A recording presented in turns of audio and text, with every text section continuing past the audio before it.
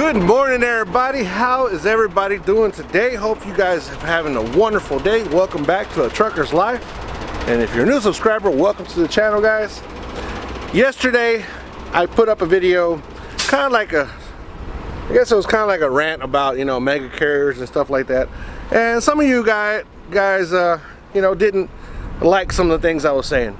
But that's the reason that I do these videos, is to be able to get other people's insights and other people's ideas and just to views, just to know what you guys are thinking and what your guys' experiences are.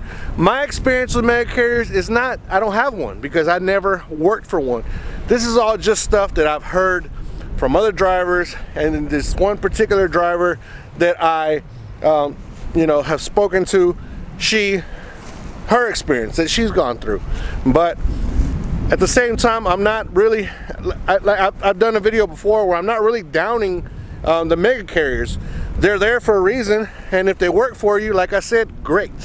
So that's all this was, just to start a conversation for you guys to comment down below, and also just to make myself more of real. I'm not just faking stuff out here. I go through things out here, I go through issues, I go through emotional issues at home, here, and everywhere. So hopefully that relates to some of you guys and some of you gals out there. So that's just that's what this is all about. This is for it to be a community, not to be a negative community, make it a positive community so we can all learn. And one of the comments that I had, I learned. This person said a lot. If you look down below the comment in the last video, read the comments. Read the comments, because there's people that have been out here a lot longer than I have, and there's people that have dealt with these companies more than I have. So that's all it was, just to open the conversation so we can all talk about the trucking industry as a whole and just our experiences. But yeah, I just got through unloading here in Burns Flat. I drove past this place a couple of times last night and I couldn't figure it out. And then speaking to the guy that received me, he said, yeah, it happens all the time, because this right here where we're standing used to be a military base at one time. So they're not mapped correctly most of the time. So that's probably the issue with as far as the directions I had to get there, because now it's split up between them and a junior college and a bunch of other little businesses. So that's why it was more difficult for me to find it. But we got offloaded, which is awesome. A little late. It is 1 o'clock in the evening, so we're gonna be getting home probably like around midnight-ish or something. So, but it's all good. We got it done, and this is the last load of the year, guys. This is my last load of the year, and I just want to thank you guys again for joining me up to this point. And I want to thank God for having me right here, right now, speaking to you guys and getting my last load in for the year. So far it's been safe and sound. We're going to try to make it home safe and sound, and that'll be it for this year. Stay tuned for next one. The journey's just beginning, guys, just beginning. So yeah, another thing I want to talk to you guys about, when I offloaded this load here, tankers, we have this issue sometimes, depending on the ground level and where the receiver is and all that stuff. We have issues with emptying our trailers. So what I had to do earlier was I had to lower the airbags on the trailer. Now, we don't have many trailers that do lower the airbag, so it would have been different because it would have been a spring ride. But this one we were able to lower down the rear wheels on a trailer, but it was still not good enough. So I had to unhook my truck and raise the landing gear and raise the trailer up so we can get all the product off. Because this was hydraulic oil and it's very expensive, probably about $60,000 to $70,000 worth of product in here, and you want to get every drop out because customers paying for it. They got to get what they pay for. So but we got it unloaded. There was two trucks, two of us here actually. The other one, he unloaded, his trailer was in the middle, so it was a middle unload, so his unloaded better, but it took longer because his trailer did not have a skin. Mine has the insulation, so my product was warmer. It was able to come off faster. Your product gets cold, it slows down. So plus it was real cold last night, so yeah. But yeah, just wanted to let you guys know that a little bit, talk to you guys a little bit, and now it's time to hit the road and go back home and, like I said, finish off this load for the year. So let's go get it.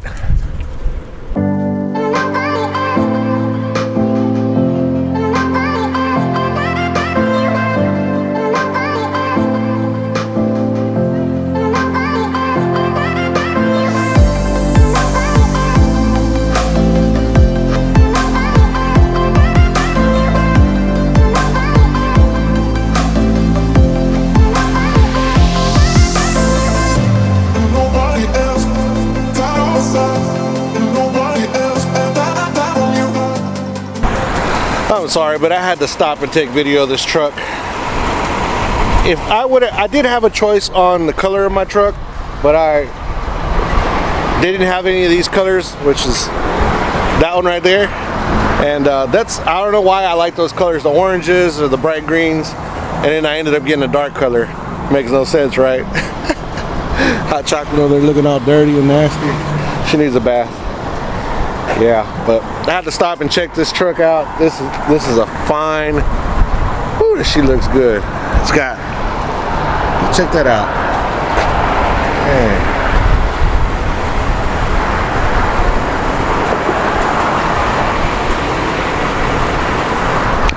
Wow. It's probably I can't even tell what year they are anymore. No, it's a newer truck, but it's probably a glider because it has a Caterpillar engine. If you look down in here, you can tell that it's got the cat. Oh yeah, and it's got front air ride suspension. Ooh, I bet that's comfortable right there. But yeah, this is a fine looking truck, I tell you. Beautiful.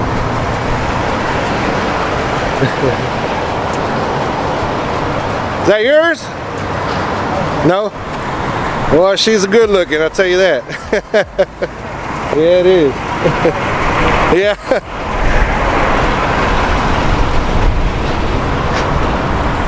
Yeah, check it out.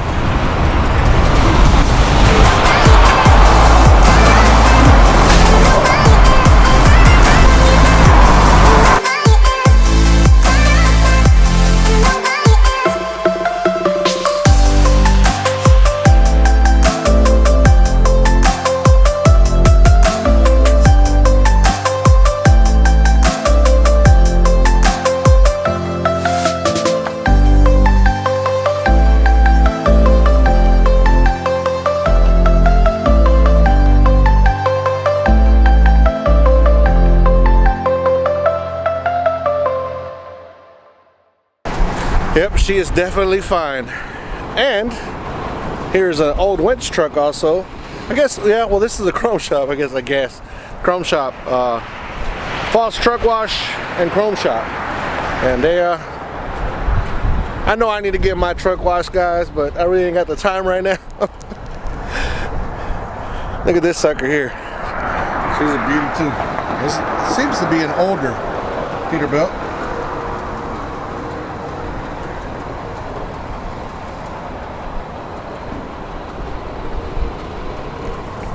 Got all the chrome done to it. But yeah, I had to stop by here. We're in Wichita Falls, Texas, so I had to stop here and get something to eat. But when I saw these trucks, I had to come by here and show you guys these trucks. I mean, they're beautiful trucks. What can you say? Even if you're not a Peterbilt lover, which I don't see who ain't, but if you're not, whatever, can't help but to admire some iron like this, some metal like this is just beautiful. Good looking trucks. This one's probably looks like a work in progress because their inside needs getting done, I guess. It's probably a restoration. It's probably what it is. But yep. Just thought I'd stop by here and check out these trucks real quick. But now it's time to hit the road again. I gotta get home. So let's go.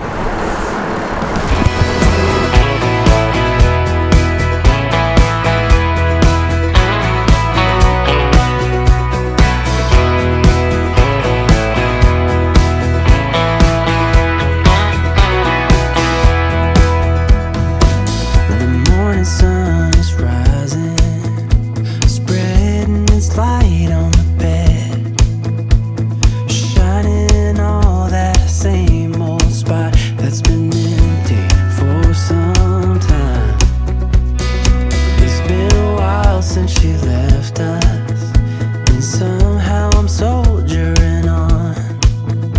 And now you walk into my life and ask me to... Alright guys, just like that, I made it to my terminal.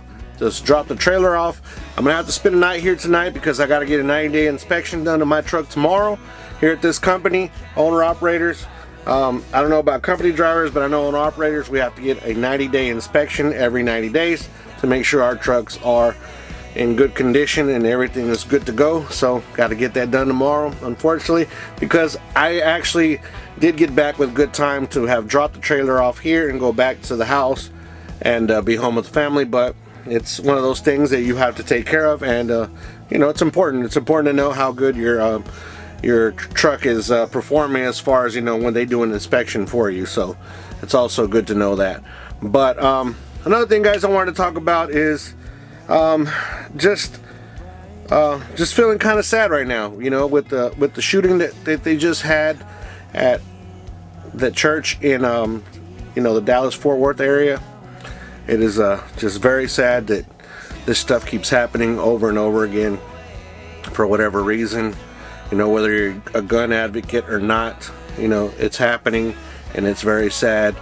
And thank God those people actually were in there that had guns to protect the, you know, to protect the rest of the people in the church, and they were able to stop that guy.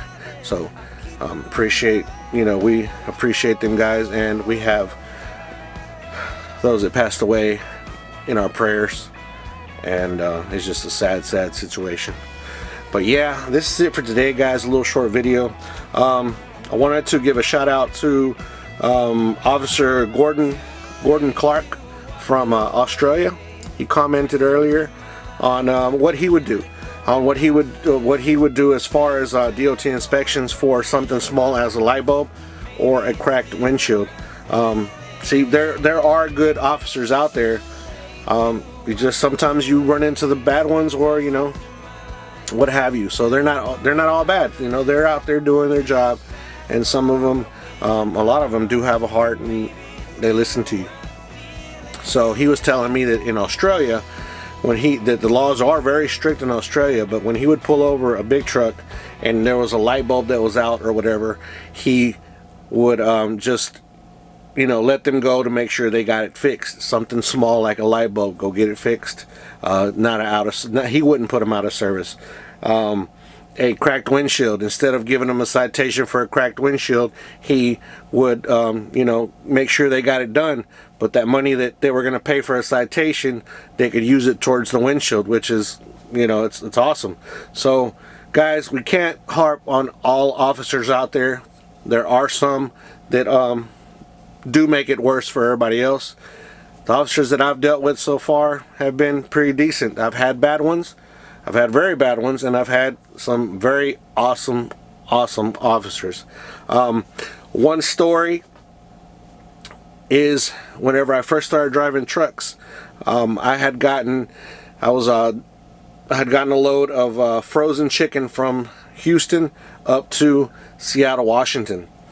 First time in a truck, in this particular truck, they had given me a brand new Peterbilt, and this was probably back in 2004. So at the time, it was a brand new Peterbilt, and I didn't have all the paperwork in there. I was brand new to the game. I didn't know much, you know, about anything really.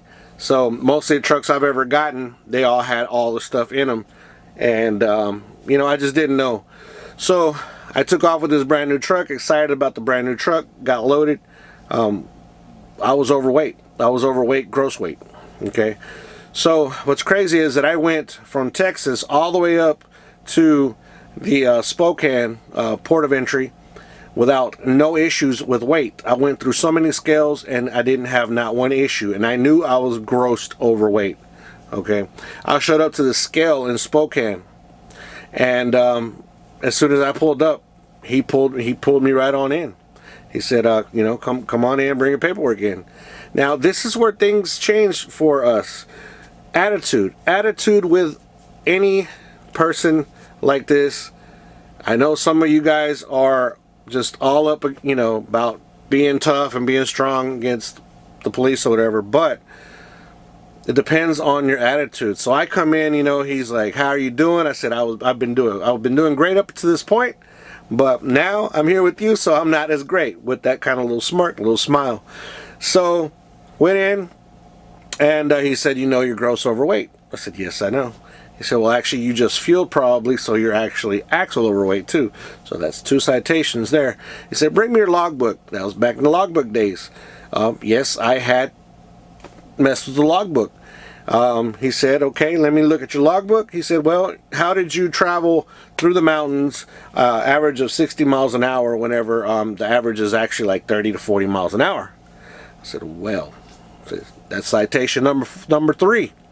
He said, give me your paperwork of the truck. So I gave him the registration, I gave him everything, and I was missing one permit. And that one permit was very, very important. I don't remember exactly what it was, but he said, he even showed me the logbook, the law book. It said, this permit must be in the truck, or you are supposed to be detained until you see a judge. So that was citation number 4. So, you know, at this time we were still talking back and forth, you know, with you know, just I was trying to keep the mood soft.